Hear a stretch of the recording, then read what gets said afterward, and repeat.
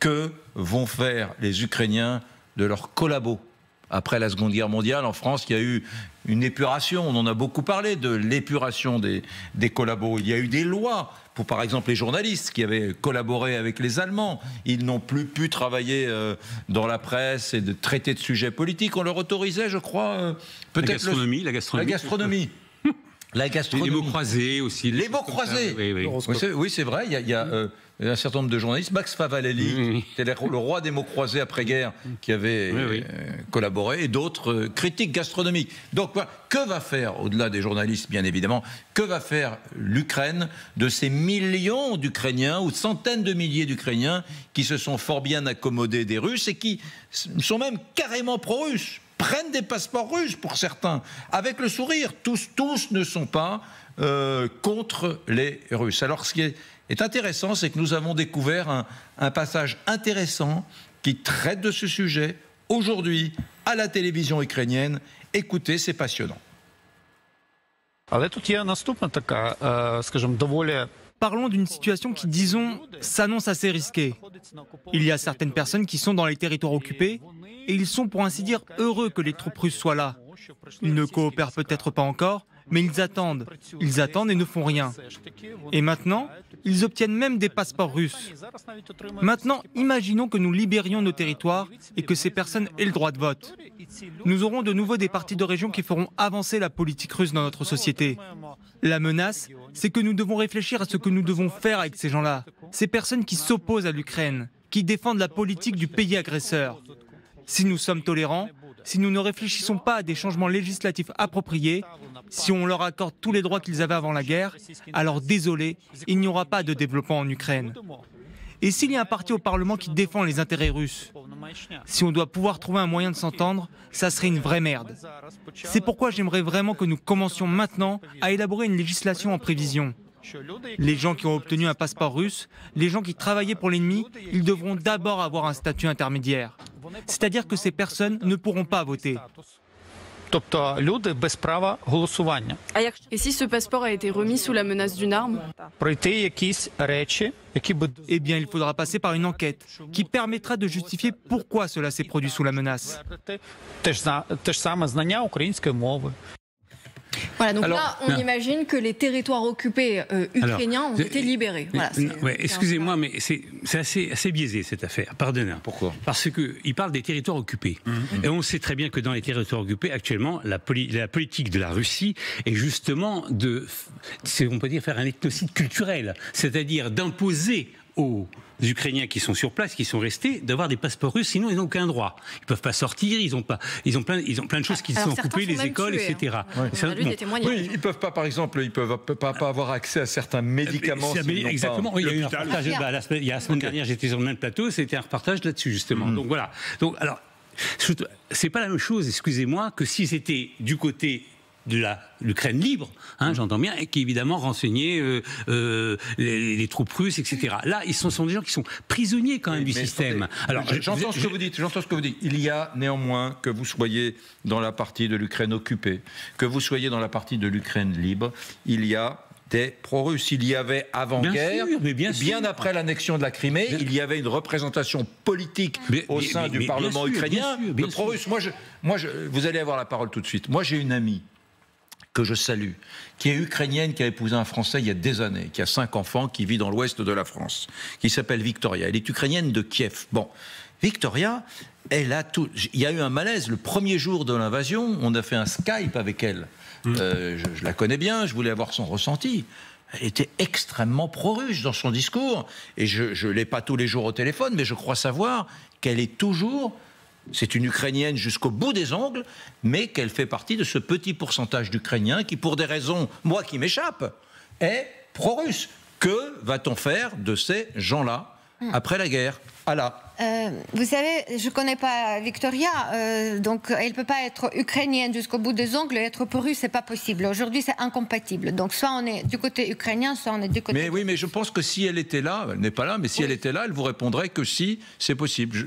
Non, après, il y a d'autres choses. Il y a peut-être elle parle russe, elle veut continuer à parler russe, être russophone, parce qu'il y a beaucoup de confusion en France concernant être pro-russe, être russophone, être ukrainien russophone ou ukrainienne russophone, bon, peu importe.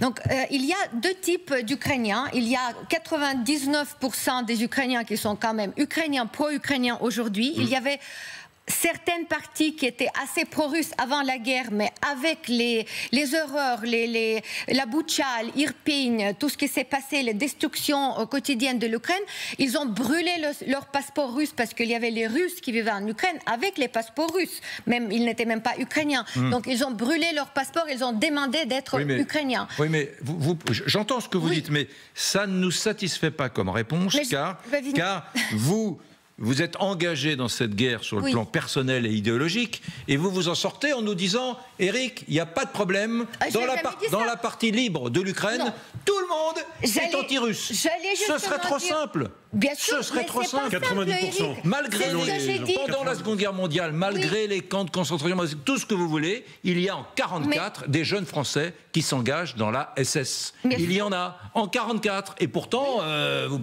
il y a 4 ans d'horreur. En Russie, justement, quand Thierry parlait, je voulais rajouter qu'il y a aujourd'hui en Ukraine, tous les jours, quasiment, la SBU, Service de sécurité de l'Ukraine, qui arrête les pro-russes, qui collaborent, qui sont, par exemple, indicateurs, qui trouvent les points de dispositifs de logistique où il y a aussi les différentes formations ukrainiennes ou les passages de convois. Donc, ils indiquent, ce sont des indices des Russes. Donc, ils sont arrêtés. Ce sont des vrais collaborateurs. Bien sûr. Donc, eux, ils sont arrêtés et jugés. Mais il y en a encore certainement qui fonctionnent aujourd'hui, qui sont pro-russes, collaborent, qui ne sont pas découverts. Mais il y a les jdouni, on les appelle les jdouni, les attentistes. Tous ceux qui attendent peut-être l'arrivée de la Russie, du côté quand même plutôt à l'Est. À l'Ouest, vous ne les trouverez pas. Dans le centre non plus, mais à l'Est, il y en a. Et après, la question de l'intégration, on a déjà travaillé sur la Crimée. Vous avez peut-être... On a parlé ici avec vous, sur ce plateau, concernant les mesures que les Ukrainiens proposent pour réintégrer tous ceux qui étaient avec les passeports forcés, etc., ou qui ont passé ces 10 ans sous l'occupation russe. Gallagher Fenwick. Très rapidement, vous ouvrez un immense chapitre et c'est bien que l'Ukraine commence à en parler, qu'elle commence à y réfléchir dans une logique d'état de droit. Ça veut dire quoi? Ça veut dire faire en sorte que la population ne règle pas ça elle-même. Rappelez-vous, quand les Russes ont quitté Kherson, qu'est-ce que l'Ukraine a fait prioritairement? Elle a fait revenir le plus rapidement possible la police dans Kherson, précisément pour éviter que les habitants ne se fassent justice eux-mêmes. Prenez un exemple très précis, Éric Brunet, vous prenez l'exemple des collabos. En réalité, ceux-là seront rapidement traités, arrêtés, jugés, etc. Ce qui va être beaucoup plus difficile, c'est toutes celles et ceux qui sont dans la fameuse zone grise. Qu'est-ce que vous allez faire des gens qui ont amené de l'eau aux soldats russes? Qu'est-ce que vous allez faire des maîtresses, des professeurs, quand les Russes sont venus et imposer la langue et les manuels russes dans les écoles et qu'ils ont continué d'y enseigner? C'est là que toute la difficulté va se jouer pour cette population. C'est-à-dire qu'il va falloir mettre la barre quelque part. Où commence la collaboration et où commence la Excusez-moi. Alors, mesdames, messieurs, je vais rebondir. Juste une chose, je vous passe le micro tout de suite, Thierry Bolton. Mesdames, messieurs, vous nous rejoignez peut-être. Sachez que nous sommes en train de parler avec nos experts d'un sujet majeur qui est beaucoup houleux, qui est très discuté aujourd'hui, en ce moment, en Ukraine. Que va-t-on faire de ceux qui sont pro-russes? Y aura-t-il demain, dans l'Ukraine libre ou libérée, y aura-t-il un parti, par exemple, avec des députés au Parlement de Kiev qui sera pro-russe, pour le rapprochement avec les Russes? Voilà. Est-ce que ce parti sera illégal? Dans ce cas, s'il est illégal, il faudra légiférer. Et que va-t-on faire des centaines de milliers d'Ukrainiens qui ont pris un passeport dans les territoires occupés, un passeport russe, qui ont aidé l'administration russe contre de l'argent sonnant et trébuchant? Ça, c'est un sujet majeur que nous allons traiter maintenant. Voilà. Et on va commencer par un journaliste. Un journaliste, parce que c'est pour vous montrer que ce sujet est très évoqué à la télévision ukrainienne, qui se pose la question de comment les Russes recrutent en ce moment ces collabos. Et ensuite, Thierry Bolton, vous aurez la parole. Vladimir, comment les Russes recrutent-ils? Comment se déroule le processus? Ils leur parlent? Ils leur écrivent? Ils vont à leur rencontre dans la rue? Tout passe par les réseaux sociaux, tout passe par la messagerie, par les connaissances des connaissances, les parents, les amis et tout le reste. Presque tous les Ukrainiens ont des contacts en Russie. C'est de là que tout démarre. Bien sûr, exceptionnellement, il y a ceux qui vont délibérément en Russie pour y négocier, obtenir des informations, obtenir des missions, obtenir de l'argent. Puis ils reviennent en Ukraine et font ce qu'on leur a demandé.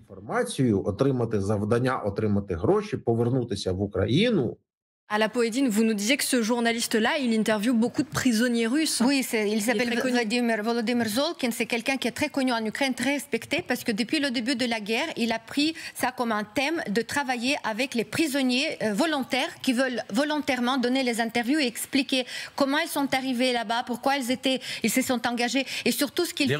Les Russes. Les Russes, bien sûr, toujours les prisonniers russes. Moi, j'ai vu des séquences où des prisonniers russes ou même des Wagner racontaient à ce journaliste les tortures qu'ils avaient infligées à des soldats ukrainiens. Et parfois, ils appellent même les familles. Il y a des situations très très drôles où, par exemple, on appelle la femme de prisonnier russe en disant « Je vais vous passer mon mari ». Elle dit « Non, je ne veux pas lui parler, c'est un traître ». Donc, vous voyez, il y a plein de choses comme ça. Bon, ce que vient de dire là est intéressant. Elle a dit que le journaliste, je vais revenir sur les collabos, que les journalistes, le journaliste en question interrogeait des prisonniers volontaires. C'est très très important, parce que vous savez qu'il est interdit dans la guerre d'interroger un prisonnier qui n'est pas volontaire, parce que c'est une pression, et il y a une loi qui interdit ça. C'est un crime quelque part de guerre. Bon bref, donc c'est bien que d'insister là-dessus. Bon, en ce qui concerne, je voulais rebondir sur ce que disait Gallagher tout à l'heure, parce que c'est important. Quid? Alors bien sûr, il y a le collabo normal. Qu'est-ce qu'il a dit, Gallagher? Sur quel point? Sur le point de celui de la maîtresse qui a utilisé le livre scolaire qui a été fait par les Russes, sur celui qui a porté le lot aux troupes, sur évidemment quelques maîtresses qui ont peut-être couché avec, etc. Une sorte de zone grise. Voilà, cette zone grise. C'est pas volontaire. Le collabo lui-même qui lui a dénoncé son voisin en disant il faut le dégazer.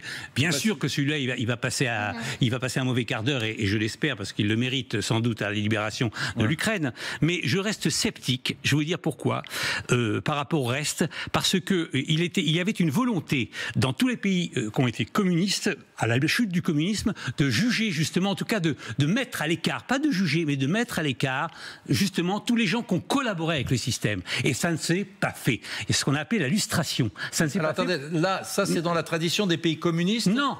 C'est parce que c'est très compliqué, parce que quand vous êtes dans un système comme celui-ci, il y a tellement de collaboration, si je puis dire, que ça devient très difficile de séparer le bon grain du vrai. Mettre dans des cases, en fait. Oui, alors, voilà, et donc c'est très difficile. Soit vous tapez très largement et vous êtes discriminatoire, soit vous faites de la chirurgie et finalement vous ne guérissez pas forcément le mal. Donc voilà. Et vous voulez dire qu'entre le Lacombe Lucien local, qui est dans la police russe, l'Ukrainien qui trahit, et puis la femme qui va porter un peu de nourriture à un soldat blessé, par exemple, russe. Il y a un gap gigantesque. Donc c'est ça c'est ça. Donc quand j'entends ce député là tout à l'heure, juste avant, qui disait quand on sera libéré, quand on va juger tout ça et on fera des lois, il parle de lois. Mais mon deuil, bien sûr que non, parce que ça toucherait beaucoup trop de gens. Et donc ça sera enterré, ça servira, ça sera mauvaise conscience de l'Ukraine sans doute. Mais bon, malheureusement c'est un choix qui est. Oui, mais attendez, vous dites ça dans un studio parisien. Oui, exact. Mais je suis d'accord. Quand vous êtes dans un pays occupé, souvenez-vous l'état d'esprit de la France en 44-45. Je me souviens, Drieux-La Rochelle s'est enfui, l'écrivain Collabo. Oui, il a très peur. Il a très peur parce que partout les gens le recherchent, des citoyens français, pour le balancer. On veut plus voir un collabo. On déteste les collabos. On veut dénoncer les collabos. Et puis, excusez-moi, il y a des règlements de compte personnels aussi dans tout ça. Il ne faut pas l'oublier. Vous savez, l'homme n'est pas franchement formidable, toujours. On s'intéresse un peu plus à ces collabos ukrainiens. On va écouter à nouveau ce journaliste activiste qui s'est exprimé à la télévision ukrainienne. Cette fois, il nous parle des salaires qui sont perçus par ces collabos. Écoutez. Pour qu'on ait une idée, quel est le prix payé par les Russes pour avoir des informations? Au moins une fourchette? Je l'avais déjà dit auparavant, mais c'est environ 130 €. Le prix change assez souvent. Je vais vous donner un exemple. Une Ukrainienne a été missionnée pour prendre des photos. Elle va prendre des photos d'une unité militaire et d'autres photos d'un hôpital. En bref, Elle va prendre en photo des infrastructures dans la ville, par exemple de Kramatorsk. Elle les envoie aux Russes, puis ils vont la payer en mettant les billets dans ses paquets de cigarettes ou encore dans sa boîte aux lettres.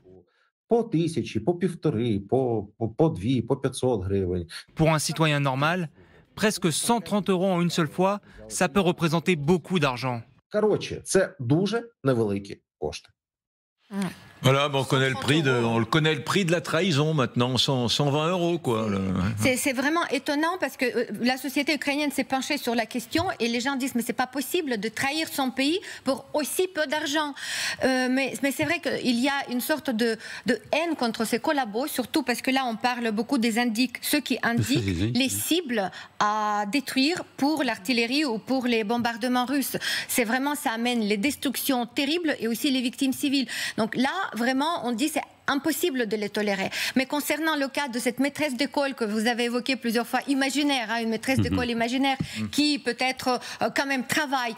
Aussi, on distingue. Il y en a des cas où il y avait ces maîtresses d'école qui disaient je ne veux pas y aller, mais je ne peux pas parce que ma famille est sous la tension.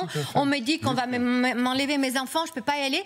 Elle contacte par tous les moyens possibles, imaginables, SBU, notamment le service de sécurité de l'État, et on lui dit allez-y, on connaît votre cas. Et les gens essaient de passer les messages. Mais ceux qui vont volontairement et qui installent cet ethnocide, comme vous dites, moi je l'appelle génocide carrément, qui travaillent dans les écoles ukrainiennes pour installer cette culture russe, on ne les accepte pas du tout et ce seront des collabos, ils seront jugés bien évidemment.